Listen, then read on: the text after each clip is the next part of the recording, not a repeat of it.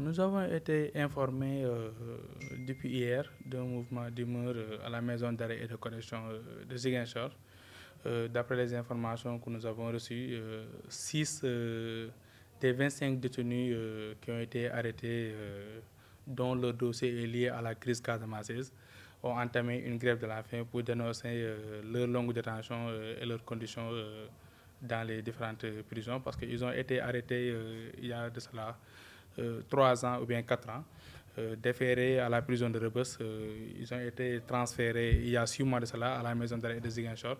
Et depuis lors, ils n'ont pas eu à rencontrer le juge d'instruction pour être entendus sur le fond de le dossier. Et aussi, ils ne sont toujours pas programmés pour un procès. Bon, comme vous le savez, l'organisation d'assistance juridique et judiciaire est là pour défendre au moins le droit des détenus.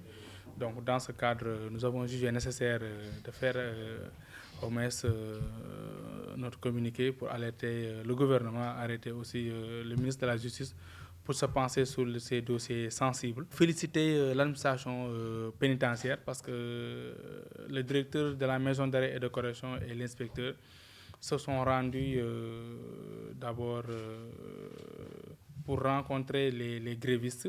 C'est sans créer de la situation pour essayer au moins de faire remonter l'information à l'administration judiciaire. Donc nous les encourageons pour au moins cet pragmatisme.